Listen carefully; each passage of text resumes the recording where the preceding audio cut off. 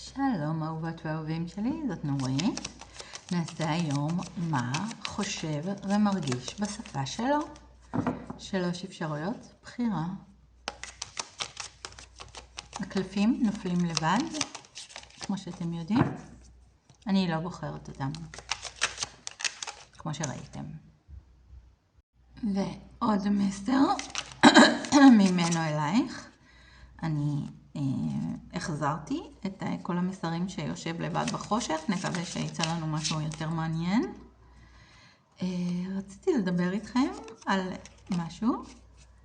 יש לי איזו חברת ילדות מאוד מאוד טובה, שהיא הפכה להיות, היא התחתנה בגיל די צעיר, והיא הפכה להיות אלמנת צה"ל, גם בגיל יחסית צעיר.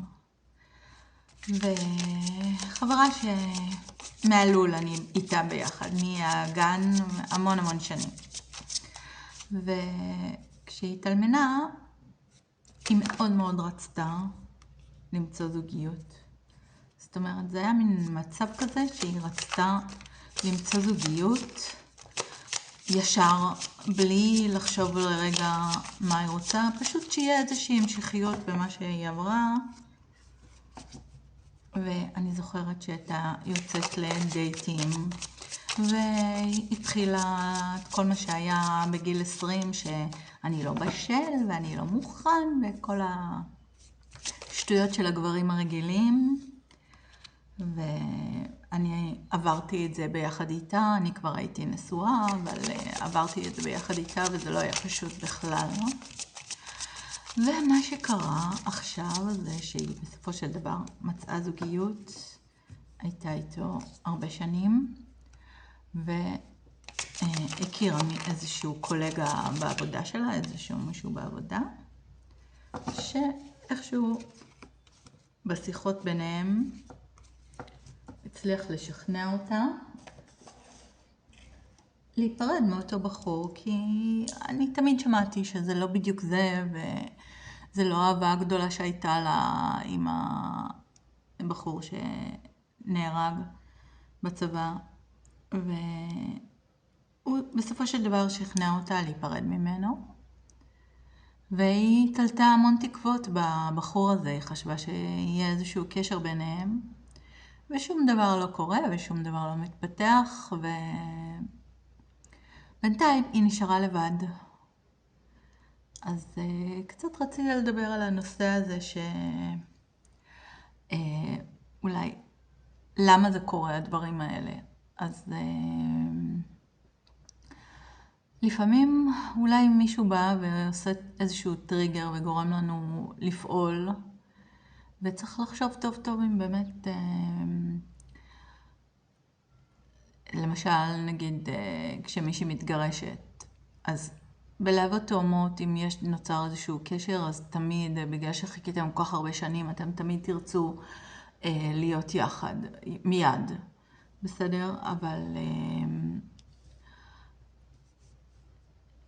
אני פשוט שמעתי שברגע שאותה בחורה, למשל, מנסים לשדך לה, חברים מנסים לשדך לה, בסדר, אותה בחורה הלכה לאיזו הופעה והגיעה והיו שם 2 זוגות, והיא אמרה שהיא תחזיק להם את הנר בצחוק, ובכלל לא היה אכפת לה להיות לבד, ופתאום היא התחילה לראות את אחד הבחורים שם מתחיל לעשות טלפונים וזה, והגיעו 2 בחורים, זאת אומרת, ניסה לשדך לה איזה 2 חברים שלו, שהיו נחמדים וחמודים והכל, אבל לפעמים אנחנו מרגישים שעוד לא התגרשנו לגמרי, אנחנו בכלל רוצים את זה כרגע, אנחנו רוצים את הלבד שלנו, אנחנו רוצים להבין מי נגד מי, רוצים, בסדר? אז אני יודעת שיש פה הרבה נשים שיש להן את הלהבות תאומות, ושהן עושות צעדים, ושהן צריכות, אבל תחשבו טוב טוב למה הדברים קורים. יכול להיות שכבר הדברים האלה היו צריכים לקרות לפני, מזמן, או יכול להיות שכבר הייתם צריכים להתגרש, ויכול להיות שזה סתם היה איזשהו טריגר שגרם לזה, נכון שכל אחת מאיתנו שיש לה להבה תאומה תסכים להיות איתו, אולי לא כולם, אבל הרוב יסכימו להיות איתו בכל מצב ומיד. אבל תחשבי מה באמת את רוצה. בסדר? אם את מגיבה בצורה כזאת של מה מנסים לשדך לי כבר, עוד לא התגרשתי, אז יכול להיות שאת באמת צריכה קצת את הלבד שלך. ואותה חברת ילדות שלי, באמת, אני כל הזמן חשבתי שאולי היא צריכה קצת את הלבד שלה בהתחלה, לפני שהיא נכנסת לזוגיות חדשה. ובדיעבד, יכול להיות שזה היה חבל שלא שכנעתי אותה קצת יותר לחכות, כי היא נכנסה לזוגיות שלא הייתה טובה לה. אז והיה לה מקום להשוואה, כי הייתה לה זוגיות מאוד טובה לפני. זהו, אז תחשבו מה באמת אתן רוצות, ושיהיה רק טוב לכולן. אז פריסה ראשונה, לב כחול. פריסה שנייה, לב אדום בורדו כזה. פריסה שלישית, לב תכלת. תנסו להתחבר 1, 2, 3 לקלפים עצמם. אוקיי, רק דיברנו על להבות תאומות ויצא לנו פריסה של להבות תאומות. הלב הכחול, פריסה מספר 1. המסר שיצא, אני מנסה להסיח את דעתי כדי להימנע מלחשוב עלייך. גם אופייני ללהבות תאומות שלא יכולים להפסיק לחשוב אחד על השני. אז מה הבחור מרגיש וחושב עלייך? אז הוא מרגיש שמשהו גדול עומד לקרות ביניכם. הוא מרגיש שעומד להיות שינוי גורלי, שהגלגל מסתובב לכיוון הנכון. הוא מנסה לשלוט ברגשות שלו ולא להביע רגשות, להיות יציב, חזק ומחושב, אבל בתוך תוכו הוא בוער. הוא בהחלט רואה אותך כמשהו יציב וארוך טווח. הוא מרגיש עלייך רגשות חזקים. את מרככת אותו והוא מרגיש עלייך משיכה עמוקה, שלא ניתן להתעלם ממנה. הוא מרגיש שמשהו מסתיים ומחזור חדש מתחיל, מין תחושת גורל, סגירת מעגל. ואת חלק חשוב במסע הזה, במסע שלו. יש בו פתאום דחף חזק לפעולה, הוא מרגיש עלייך קשר רוחני, משיכה שלא ניתנת להסבר, אבל למרות הכל יש בו עדיין חוסר החלטיות וניסיון לאזן בין הפחדים שלו למשיכה האדירה אלייך. את האור שלו והוא רואה אותך בצורה מאוד חיובית. את מלאת אנרגיה טובה ואיתך יש לו תחושה של שמחה, רעננות ותקווה. הוא רואה בה חיבור עמוק של להבות תאומות ורוצה התחלה חדשה איתך. הוא מרגיש ששינוי גורלי מתקרב, וזה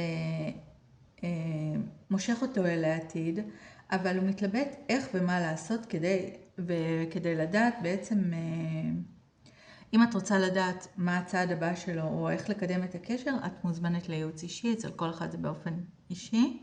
בסדר, אז זה לייעוץ אישי.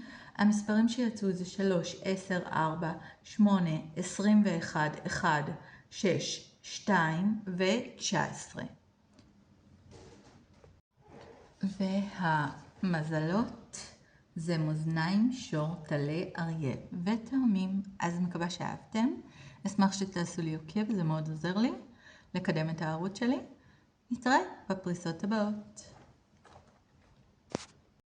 אוקיי, הגענו לפריסה מספר 2, הלב הבורדו, והמסר שיצא, אני יותר מדי תלוי בך וקשה לי לשחרר אותך. יש בינינו תלות הדדית, יש בינינו בעיות של תלות הדדית. ומה הבחור חושב ומרגיש אלייך? אני הבטחתי לכם בשפה שלו, אבל כבר בפריסה הראשונה לא עשיתי את זה, אז אני אעשה את זה בהזדמנות אחרת, אוקיי? אז הוא רוצה מאוד מערכת יחסים ביניכם וחושב איך להתקדם איתך, נכון. הוא בתוך תוכו פוחד מאכזבה או מפגיעה. חושש שהמצב ביניכם יוביל לכאב לב. והוא לא רגוע. אבל עדיין את המשאלה שלו. הוא נהנה לחשוב עלייך. יש אצלו רצון, משיכה ופנטזיה. יש לו רצון לפעול לכיוונך, אבל בצורה מחושבת. הרגש שלו כלפייך מאוד עמוק. אמנם הוא לא מראה הכל החוצה, אבל הוא מאוהב והוא רוצה ליצור איתך קשר. לשבור את הקיפאון ביניכם. הוא מרגיש זרימה מהירה של אנרגיה ורגשות לכיוונך. הוא מרגיש שיש לו את היכולת לפעול וליצור שינוי במציאות. ליצור איזשהו מפגש, הודעה, מהלך. יש רצון ליוזמה מצידו. אבל הוא גם חושש שזה לא יצליח לו, חושש שהוא לא ינהג נכון ויהרוס הכל. והוא מאוד מבולבל, הוא מתמודד עם קונפליקט פנימי, הרבה מחשבות בראש שלו. הוא רואה אותך כאישה עצמאית, מרשימה, מושכת, חזקה, בעלת ערך גבוה. ויש לו חשש שהוא לא יוכל לעמוד ברמה שלך בכלל. אז אם תרצי לדעת מה הוא יעשה בפועל, או מה את יכולה לעשות כדי לקדם את הקשר קדימה, אז זה לפריסה אישית. הטלפון שלי על הסרטון. המספרים שיצאו זה 3, 9, 7, 8, 1 ו-5. והמזלות שיצאו זה סרטן, עקרב, דגים וטלה. אז אם הפריסה מתאימה לכם, או המזלות או המספרים, אז הפריסה היא שלכם. ואם אתן מתחברות לפריסה, אז היא גם שלכם. אז נתראה בפריסות הבאות. אוקיי, אנחנו בפריסה האחרונה, הלב התכלת. והמסר שיצא, אני לא בטוח שאצליח לעמוד בציפיות שלך. וזה גורם לי להרבה לחץ. בחורים, אני לא יודעת מה קורה, למה אתם כל כך פוחדים וחסרי ביטחון, כי בעצם הבחורה שלכם מסתכלת בסרטון כי היא כן רוצה אתכם, אז לא מבינה מה קורה פה. אוקיי, אז הבחור שלך המון במחשבות, אבל הוא כן היה רוצה שיהיה איזה שיתוף פעולה ביניכם, שיהיה איזשהו קשר ביניכם. הוא עובר התעוררות פנימית, פתאום דברים מתבהרים לו. יש אצלו דחף לפעול ולהתקרב אלייך וליצור קשר, אבל הפחדים שלו מונעים את זה ממנו. הוא נע בין פחד לרצון ליצור חיבור. הוא כמו ילד, הוא רוצה לפעול, אבל הוא לא בטוח איך הוא יצליח בלי להסתבך. ולכן הוא חושב על הצעד הבא שלו, אבל עדיין לא פועל. הוא מנסה לשלוט ברגש שלו ולחשוב בהיגיון, אבל בתוך תוכו הוא רותח. הוא רוצה להתקרב אלייך בצורה בטוחה ללא סיכונים. רוצה, אבל לא ממש הולך לו. אז בסופו של דבר הוא שט לתוך המחשבות שלו ולא עושה שום דבר. אז אם תרצי לדעת מה הצעד הבא שלו כלפייך ומה יקרה ביניכם בזמן הקרוב, זה לפריסה אישית, לכל אחד זה באופן